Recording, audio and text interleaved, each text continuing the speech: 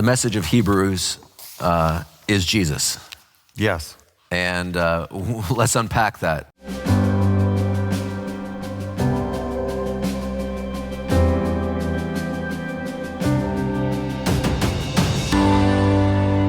Hello, welcome back to our study through the book of Hebrews. My name is Chad Stuart. I'm a Spencerville Seventh Adventist Church, and this is my friend and fellow church member. That's right. Dr. Frank Hasel.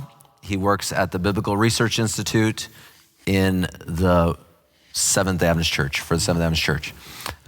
We are excited to get into lesson 2 in the book of Hebrews. The author of the study that we're going through is Felix Cortez, who is a professor at the Andrews University Seminary, the Seventh Adventist Theological Seminary. And he is not going chapter by chapter, but rather themes. And this week's lesson, the message of Hebrews, if someone's studying along with this, specifically with the lesson, this will be January 1 through January 7. But the message of Hebrews, he looks at some of these themes. And I think we should read Hebrews 8:1 right off the bat, because the author of Hebrews says this is the main point. Yeah, he says, now the point in what we're saying is this: we have such a high priest, one who is seated at the right hand of the throne of the majesty in heaven. The message of Hebrews is Jesus. Yes. And let's unpack that. Well, it's not just Jesus, Chad. It's the high priestly ministry of Jesus. And all that encompasses. All that encompasses. I think there is no other book in the New Testament where Jesus is called the high priest, as it is here in the book of Hebrews. So that is something that reoccurs in several chapters. Yeah. And that is his focus. The first theme that he comes to right on Sunday is Jesus is our King. And he gives us Hebrews chapter 1, verses 5 through 14. And this is a reference to what? To the Old Testament, right? Yes, well, he quotes from the Old Testament. Yeah. And I think what he wants to point out is that this Jesus that he talks about is really an individual who is worthy to be worshipped. Yeah. I.e., who is God, because only God is the one to be worshipped. He's above all. He is above all. In this Old Testament, these Old Testament verses he quotes, he points out that he's above all angels, that he's first in heaven, he's first on earth. He's forever and ever. He's forever and ever. So it's just this idea of Jesus is our King. How is he our King? And then lays it out there through that. Partly he's our King because he's the royal son. He's our King because he's our creator. And we're going to get into that in a minute. I don't want to just get there yet, but we're going to get into that aspect of who Jesus is in a second. On Monday, he goes into Jesus is our mediator. And he again, Cortez goes back to the Old Testament again in this, which is such an important thing. Is it in lesson 3 that he talks about the Old Testament, Cortez? Is that where it is? Well, I don't know. I thought he gets into the Old Testament. To the Old Testament several times. I have a note, so I'm going to wait for it because I have a note that I specifically want to hit on. But he goes back to the Old Testament, showing that Jesus is the fulfillment of so many things as far as our mediator goes. Now, mediator is an interesting word. It's a very Christianese word. It's also a legal word. Frank, will you talk to us about, when you think of Jesus as mediator, what does this mean to you? Because this is significant for Seventh Adventists within the book of Hebrews. Jesus is mediator. Well, yeah. All Christians, but within our context of... So Jesus as mediator, as I see it, is that Jesus helps us human beings to stay in contact with God.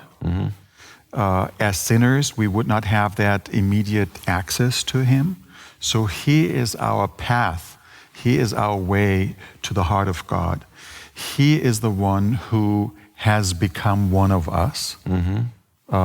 He knows us, and this is something that the book of Hebrews explores in several places. And because he knows us, because he himself became human, he knows what our needs is, and he can intervene, so to speak, with God to send us the help we need. Yeah. So he is the one who also reconciles us with God, who also forgives us, who also brings us close to God, into fellowship with him. So all these are aspects that I think are connected with that mediator role. Is he also our mediator in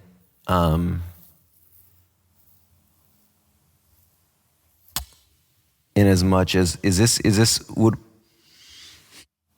do we include this in the idea of him as our representative, or is that later?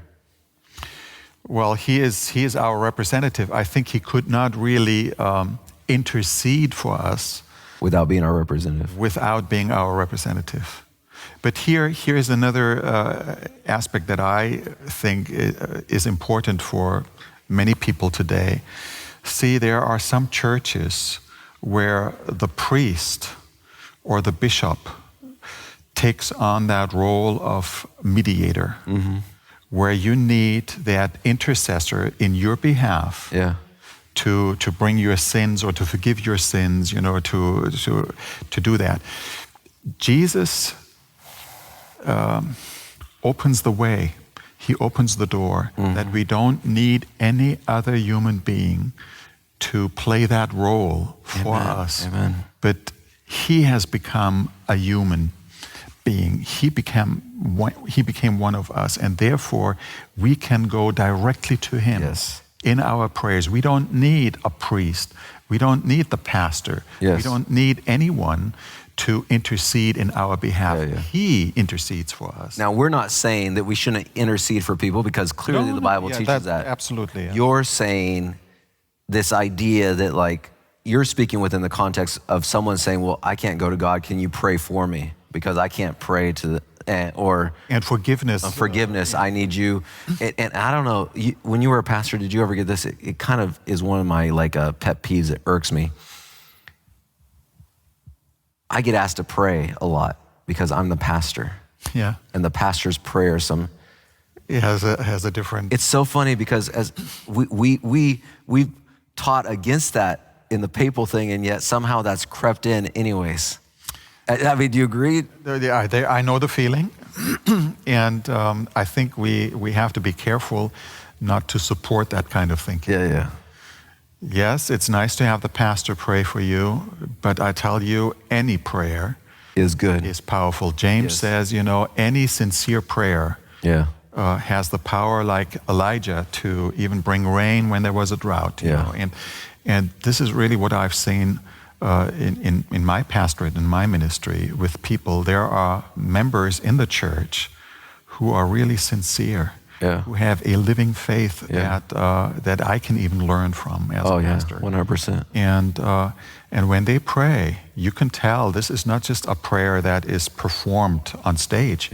This comes from your heart, and it does something to you. It touches you, and it moves something. It has power with it, and I think that's what we need. So a pastor, hopefully he is a spiritual person, and is willing to offer that prayer. But that prayer can be said by anyone. But the Bible talks about having the gift of intercession. There are people that just have that intercessory. Yes, we all should pray. The Apostle Paul admonishes us to pray for the kings and for the government and for everyone, he says. So this is something we should do, and I think we do not often enough. Yes. But we shouldn't think it's one person because they have a title, because they have a role. Absolutely not. No. But some people, they have the gift, they have a special gift to intercede, and it's kind of their ministry, and God blesses that, but it doesn't mean someone can't go for themselves and say, Jesus, help me. Yeah. So it's good. Jesus is our champion is his next thing. Will you go to 1 Samuel chapter 8? Keep your finger in Hebrews.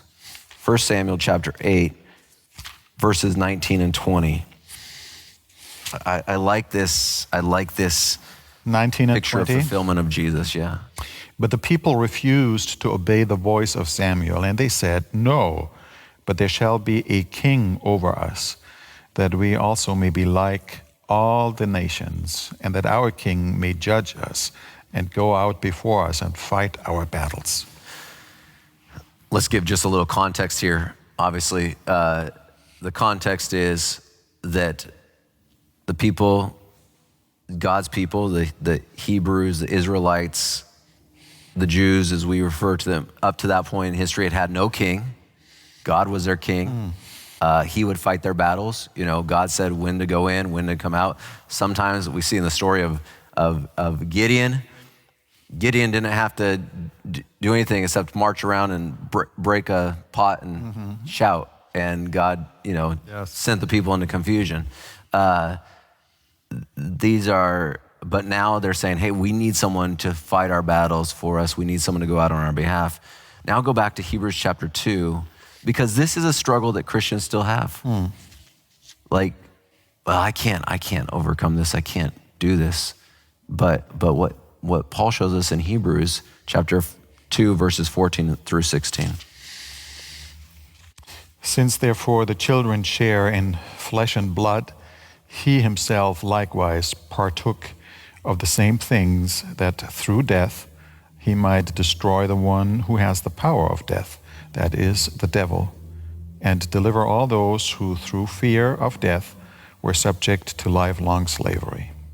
Think of all the people that are fearful of death and fearful of that sin I committed when I was a kid that I might have forgotten. And oh no, have I overcome? Yeah, but if you just focus on your sinfulness, if you just focus on the things that went wrong, you are constantly circling around yourself. You know?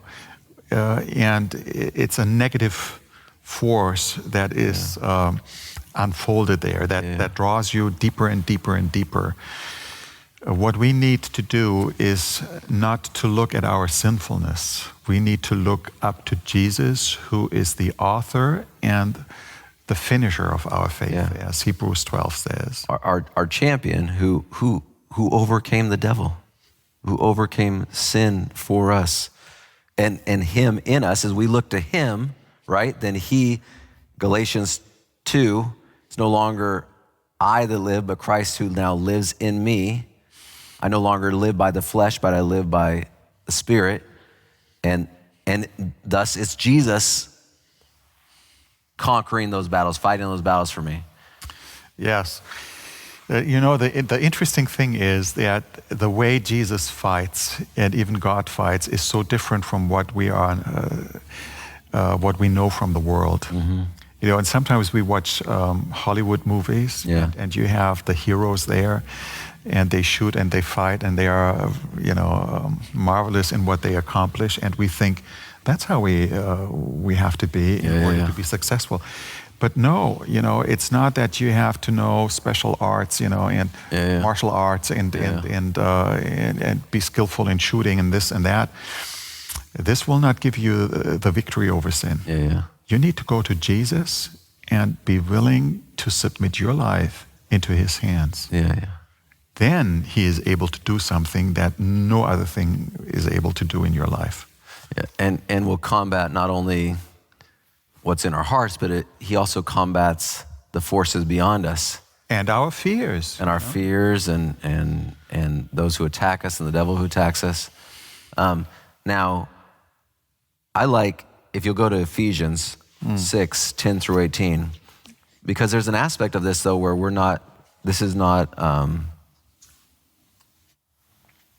we so often think that we're in a solo combat with Satan, he says, and I like that language. Will you read Ephesians chapter 6, verses 10 through 18? Okay, that's a longer. Well, yeah, maybe don't. I'll start it, and I'll pause you maybe. Okay, finally, he says, "Be strong in the Lord and in the strength of his might. put on the whole armor of God, that you may be able to stand against the schemes of the devil. For we do not wrestle against flesh and blood, but against the rulers, against the authorities, against the cosmic powers over this present darkness, against the spiritual forces of evil in the heavenly places. Therefore, take up the whole armor of God, that you may be able to withstand in the evil day, and having done all, to stand firm. Stand therefore, having fastened on the belt of truth, and having put on the breastplate of righteousness, and as shoes for your feet, having put on the readiness given by the gospel of peace. In all circumstances, take up the shield of faith, with which you can extinguish all the flaming darts of the evil one, and take the helmet of salvation and the sword of the Spirit, which is the word of God, praying at all times in the Spirit with all prayers and supplications. To that end, keep alert with all perseverance, making supplications for all the saints. There's you 3 times in there. And what he points out, which I love, I didn't really realize this. The you is plural. I said this in the last lesson. We briefly mentioned it. The idea that there's a text about, in Hebrews 3, I think it was, about exhort one another. Like if you're struggling, like have people around you that can exhort you and that can hold you basically accountable, you know. And that when we're in those valleys, we're not to do it alone. The same thing, like solo combat. Jesus is out front, our champion, but we're with others. It's a plural.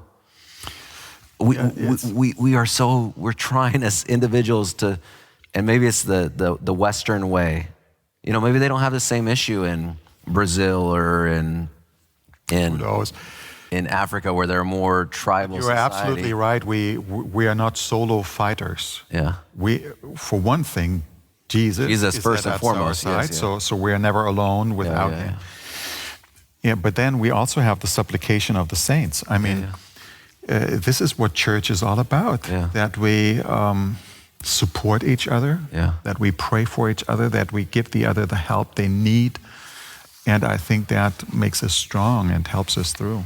Well, later in Hebrews, and I know it comes to it somewhere where it says, you know, do not give up the habit of meeting together. Yes. The whole point there is it's not just to gather and sit in a room together. It's so that we can be there for each other. We need the fellowship. A Christian alone cannot sustain himself. Yeah. You need the fellowship of others. That's why we need church. That's why we need regular meetings. That's why I personally believe it is good that we can have in-person meetings again. Yeah. And not just virtual meetings on the screen. Well, you and I are both believers in small groups. Yes. And that, I think, that every church should have that's the small context. Groups. Yes. Meeting is not just in a big thing. It's 2, 3, 4, 5, 6, 7, few people together. Mm-hmm. Let me give a very real life example. You and I both have studied all this on our own. Whenever I do this with you, Frank, I feel richer for it. I mean, and I like you more every time I do this. I'm like, I like Frank so much. I want to do that with him again. I mean, there's an important lesson to be learned from that, Chad, and that is the more you know about the other person, the less you can hate the other person. Yeah. Well, I never hated you, brother. No, you never hated me. But sometimes, we are like, reluctant with the others, and we have our questions and doubts. And, if you knew the story of that person, you would be much more gracious with that person. Well, even just you and I, we are personality-wise quite different. Upbringing's different, all kinds of things different, and yet we genuinely can hang out and just, before we even started here, while Jason was getting us all set up, we were, we were having this long conversation, chatting about life. Which in my opinion, really is a beauty, one of the beauties of the church. Yeah. I would never socialize with some of the people that are members in the church. And I would not even get to know them. Yep. But the church brings us together, and that's the nice thing. It brings together men and women, old experienced people and younger people. Yeah. It brings different social groups and standings. Education backgrounds, economic backgrounds. It's just a richness that is there that I really appreciate in the church and for the church. This is why the church is not under a flag or under any national thing. It is under the banner of Jesus Christ always. Our champion, who has a whole, as the song goes, he has the whole world in his hands, right? And it is, if I may add that, this is one of the beauties that I really, really like with the Seventh-day Adventist Church. It's a church that is not just a national church in one country, as some churches are, but we have taken the commandment to go into all the world, all the nations and all the languages seriously, and we are really represented in literally basically all the countries of this world. And no matter where you go, you will find Seventh-day Adventist believers. And when they come, when you have fellowship with them, no matter where they come from, there is something that binds you together. There is. It's beautiful. The more I travel the world, the more I just feel so grateful to be a part of this body. We got a little off track there, but it is the idea, when you're putting on that armor of God next time, brothers and sisters, don't think of it as just your own battle. First and foremost, Jesus, but also you have a community of faith. And if you don't have a community of faith, and you're local, come find us. If you're not, you can still find us online, and we'll help you connect to another church. Right? Yes. So, Jesus as our priest, as our high priest. Now, this is key. This is Wednesday. He represents us. He mediates our relationship with God. The priest makes it possible for us to relate to God. This is all the roles of the priest in the Old Testament. Jesus in his humanity does all of this. And of course, Jesus ultimately is our sacrifice. 1 Peter chapter 2 and verse 9 says, "But ye are a royal priesthood."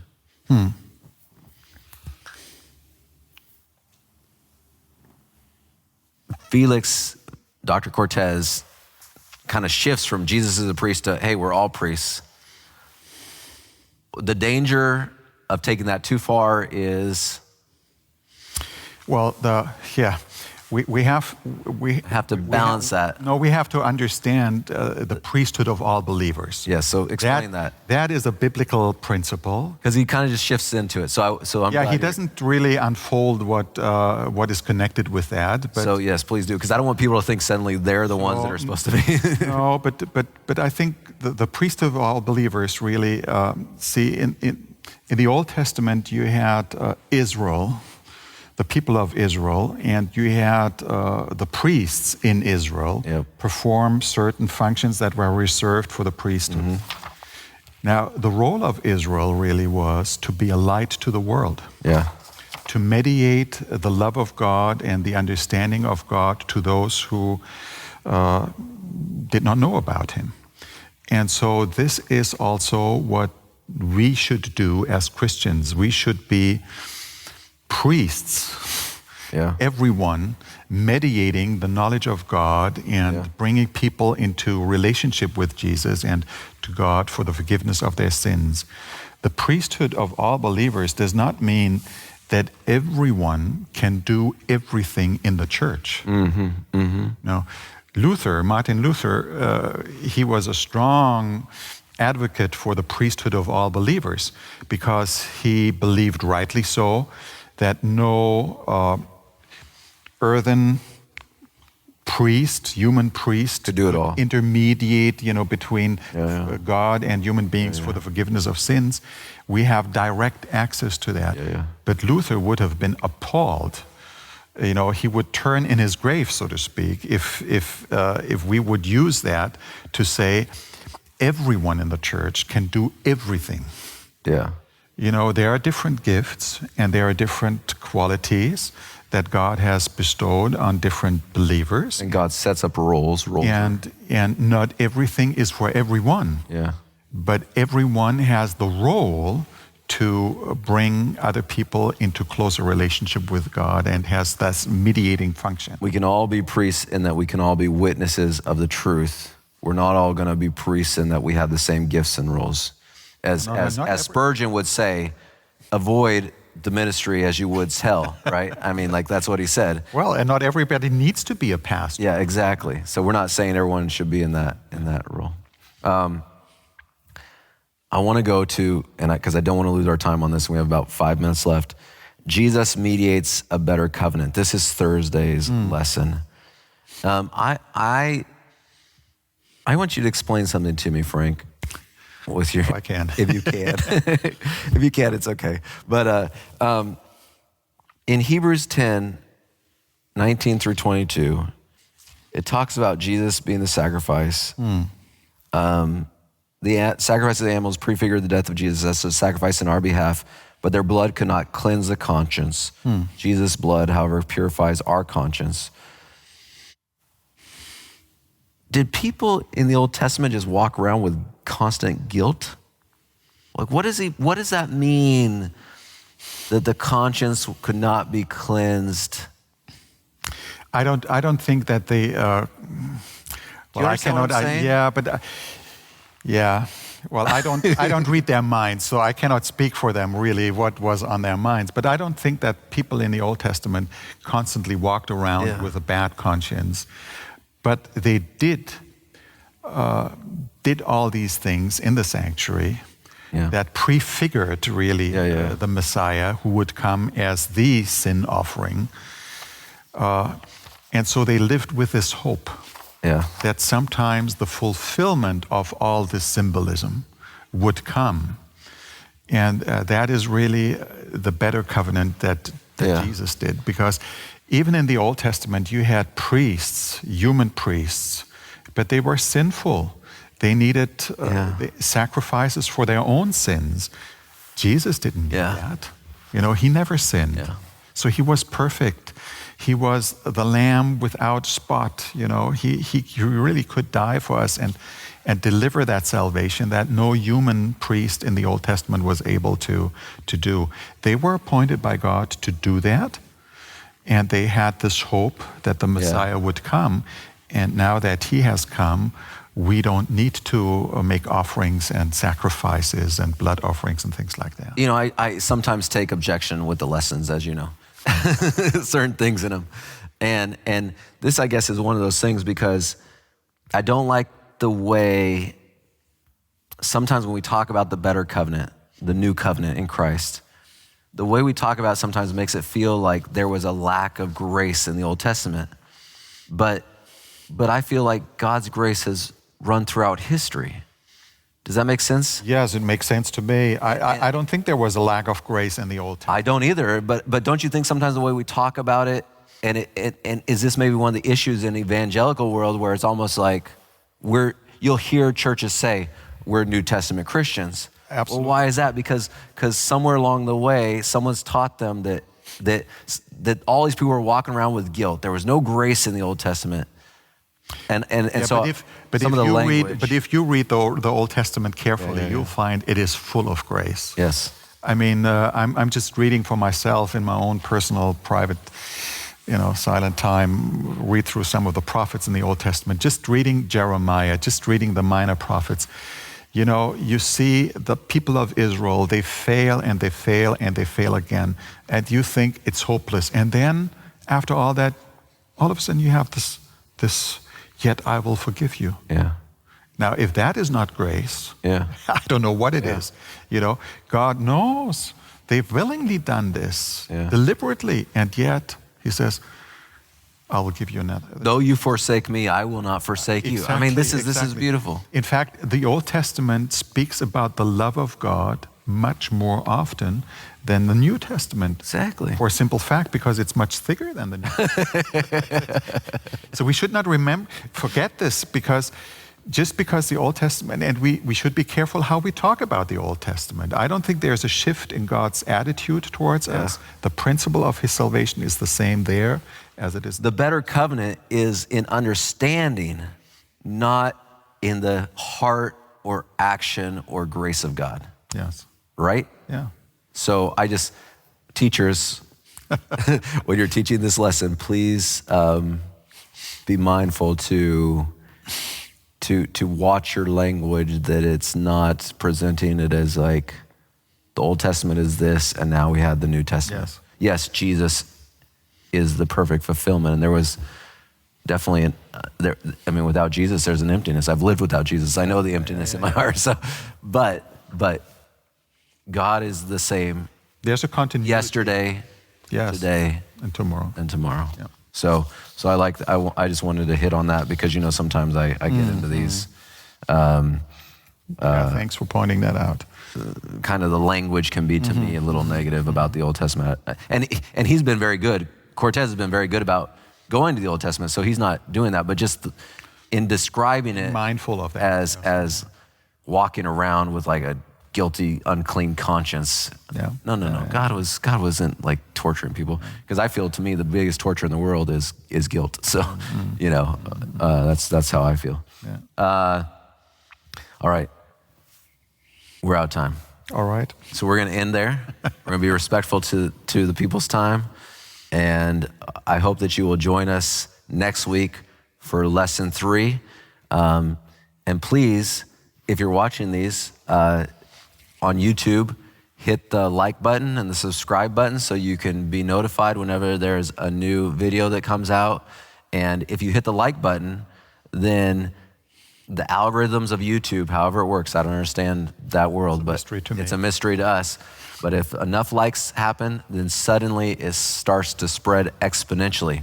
And so if you think these are worth other people's time, then please hit that like button so that more people will see it and can hear this discussion about the wonderful book of Hebrews, and most of all, about our awesome champion, Jesus Christ. Yes. So thank you for being with us. See you next week.